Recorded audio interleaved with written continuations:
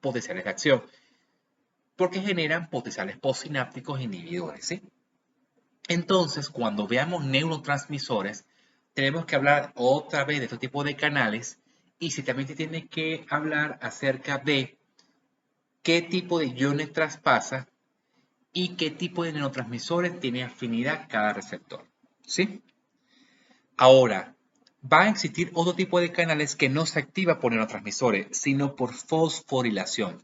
Fíjense que aquí tenemos un fosfato, ¿verdad? Y este fosfato no está unido a este canal, pero una vez que este fosfato se une a este canal, entonces se abre, ¿ok? Imagínense que existan otras proteínas transmembranas que reciba información, ¿verdad? O se liga al neurotransmisor que genere cambios internos dentro de la neurona que al final fosforile a un canal para que se abra y entre ciertos tipos de iones, ¿no? Esto quiere decir que de manera indirecta un neurotransmisor puede abrir a este canal, pero no lo hace directamente como el ligando dependiente, sino que lo hace a través de una fosforilación en la porción interna de la neurona. Imagínense que este sería el líquido extracelular y este sería el líquido intracelular. Entonces, se fosforila en la porción interna de la proteína. Acuérdense que el neurotransmisor, que podría estar representado con este triángulo, se encuentra en el espacio sináptico, ¿no? En la parte extracelular de esta neurona, ¿sí?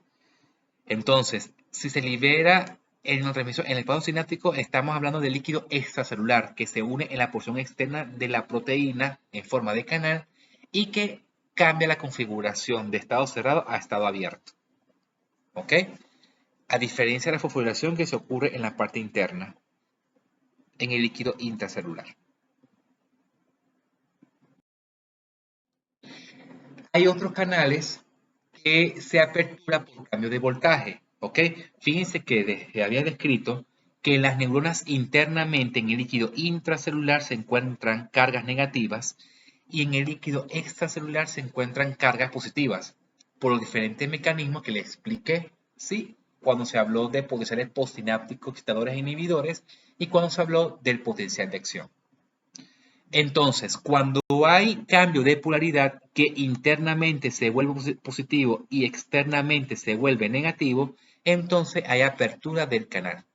Entonces ya hemos visto canales de sodio de voltaje dependientes, ¿sí? En el cono de arranque, en el nodo de Rambier o a lo largo de la axón en los axones amelínicos. Y también hemos hablado de los canales de calcio voltaje dependiente, ¿ok? En el botón sináptico, ¿sí? Y acuérdense que estos cambios de polaridad que ocurre en esta porción de la membrana es porque hay sodio a este nivel en el líquido intracelular y en estado de reposo se encuentra negativo en el líquido intracelular. Acuérdense que está en reposo, se vuelve negativo la neurona. Pero en el estado excitatorio, entonces hay sodio dentro de la neurona y que cambia el voltaje de membrana que, por ejemplo, si aquí hay un canal que detecta esos cambios de voltaje, pues ingresa el ion correspondiente, bien sea de calcio, bien sea de sodio, etc. Fíjense que hay otros canales controlados por distensión o presión. O sea, quiere decir de que si esta membrana plasmática sufre tensión o se estira, entonces aquí pasaría de un estado cerrado a un estado abierto.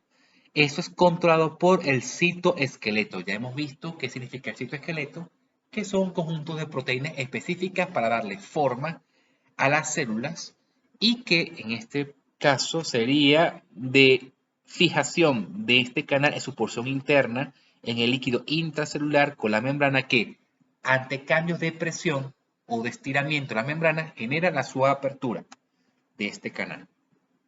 Entonces, así, de esta manera, se clasifican los receptores ionotrópicos, ligando dependientes, por fosforilación, por comando, o sea, que sea de voltaje dependientes y por distensión o presión. Ya hemos descrito la clasificación de los receptores ionotrópicos y sus características. Ahora vamos a hablar acerca de los receptores metabotrópicos. Son proteínas transmembrana que no tienen forma de canal, pero que sí reciben ciertos estímulos de líquido extracelular mediante la interacción con ciertas sustancias químicas y que esta interacción genere cambios dentro de la célula, bien sea de manera rápida o de manera lenta. De manera rápida lo que hace es cambiar la configuración de ciertas proteínas dentro de la célula que al final generen cambios en la maquinaria citoplasmática. O lo hace de manera lenta a través de la expresión genética de ciertas proteínas que al final también generan alteración de la maquinaria citoplasmática, y esta alteración de la maquinaria citoplasmática generan cambios en la conducta celular. Ahora imagínense que en vez de representar a una célula, en general, representes a una neurona a nivel de las dendritas y del soma o cuerpo neuronal. Fíjense que aquí, imagínense que este receptor metabotrópico que se encuentra a nivel de las dendritas o del cuerpo neuronal reciba un neurotransmisor que está representado por la pelotica roja, por ejemplo. Si este neurotransmisor interactúa sobre este receptor metabotrópico, entonces puede generar respuestas rápidas y respuestas lentas. Las respuestas rápidas es el cambio de estructuración de ciertas proteínas y lo hace ese cambio en el citoplasma y genera una respuesta. O ese cambio pues, se puede generar de manera lenta a medida en el cual se expresen genes dentro del código genético y al final generan la producción de ciertas proteínas que al final generen cambios en la maquinaria citoplasmática y luego haya una respuesta celular. ¿Sí? Entonces, de esa manera, el neurotransmisor puede generar cambios en la célula, en este caso en la neurona, sin haber intercambio de iones. ¿Ok? Ojo, estos cambios en la función de las proteínas pueden inclusive fosforilar otras proteínas. ¿Se acuerdan en las diapositivas anteriores donde se habló de los canales ionotrópicos, pero que sean dependientes de fosforilación? Bueno, estas proteínas pueden fosforilar a esos canales y puede ocurrir una respuesta rápida en la neurona por la apertura de ciertos canales iónicos que permiten el intercambio de iones en la neurona, ¿sí? Pero lo hace de manera indirecta activando a otras proteínas y esas otras proteínas están activadas gracias a estos receptores metabotrópicos. Existen otras sustancias químicas cuyos receptores no se encuentran en la membrana plasmática, sino que se encuentran en el núcleo celular. Y esta sustancia química debe cumplir ciertas características que puedan atravesar la membrana plasmática de manera adecuada. Por ejemplo, que sean de menor tamaño, que no tengan carga eléctrica y que sean liposolubles, que quiere decir que se puedan disolver en la grasa fácilmente. Entonces, estas sustancias químicas pueden atravesar a la membrana plasmática y llegar al núcleo celular, donde se encuentra allí su receptor y puede cambiar el código genético me refiero a la expresión de ciertas proteínas mediante la activación de genes en el núcleo celular. Imagínense que esta sustancia química sea, por ejemplo, hormonas esteroideas, hormonas sexuales que son lipídicas y que pueden atravesar la membrana plasmática fácilmente sin la ayuda de una proteína transmembrana. Y por último, recordar que existen otras moléculas del cual no tienen carga eléctrica y que cumplen la función de generar energía. Por ejemplo, el oxígeno, dióxido de carbono, que son gases, y los gases no tienen carga eléctrica.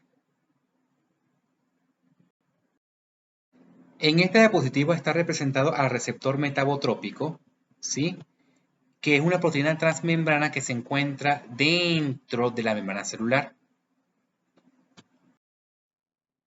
y que depende del estímulo de líquido extracelular para que este receptor se active. Este estímulo que se encuentra en el líquido extracelular puede ser de cualquier naturaleza, de cualquier índole. Puede ser un neurotransmisor, puede ser una molécula de diferentes características que se encuentra en el líquido extracelular.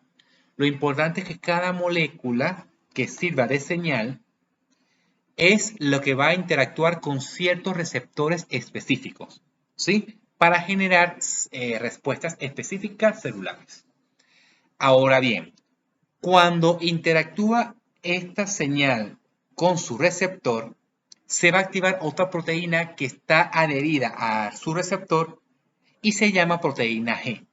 Esta proteína G, que estaba adherida a su receptor, estaba inactivo antes de unirse su estímulo a ese receptor metabotrópico.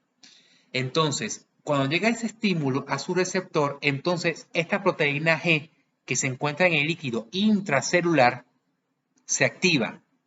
¿Ok? Esta proteína G se activa es gracias a la unión del GTP. Acuérdense que el GTP es un nucleótido, que es el guanosin trisfosfato.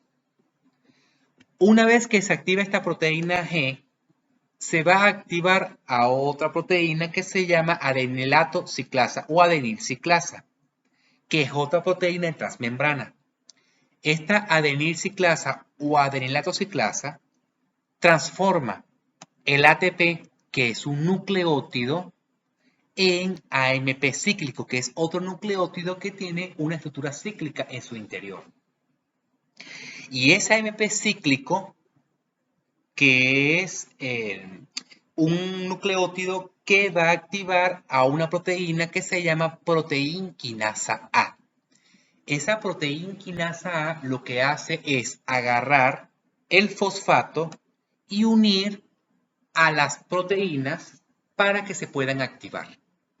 O sea que la proteinquinasa lo que hace es fosforilar otras proteínas para su activación o para su inhibición, dependiendo de las proteínas en el cual se está estudiando de las vías moleculares, y eso hace que genere una respuesta celular.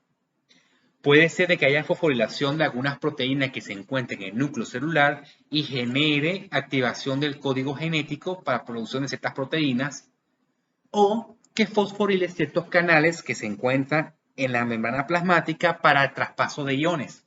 ¿Sí? Acuérdense que existen receptores ionotrópicos dependientes de la fosforilación, y puede ser que la proteinquinasa A fosforile a esos canales y que genere el intercambio de iones a través de la membrana plasmática.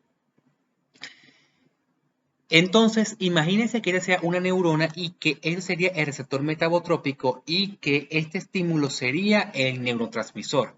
Entonces, lo que va a hacer es activar la proteína G y las vías subsecuentes para activar a la proteinquinasa A. Entonces, imagínense que estemos hablando de ciertos circuitos neuronales encargadas en el aprendizaje, o también están encargadas en la memoria explícita a corto plazo, que corresponde a la función del aprendizaje. Imagínense que depende de la activación de la proteinquinasa A para aumentar el aprendizaje en ciertas áreas del cerebro, y que su disminución puede ser de que disminuya el aprendizaje en ciertas circunstancias ambientales. Entonces, cuando hay liberación de neurotransmisores, cuando una persona esté aprendiendo algo nuevo, entonces pueden influir en una cascada de señalización intraneuronal, entonces que al final se traduce en la activación o no de la proteinquinasa A. Entonces, por esa razón es importante el estudio de estas vías moleculares para poder entender al final cómo el cerebro puede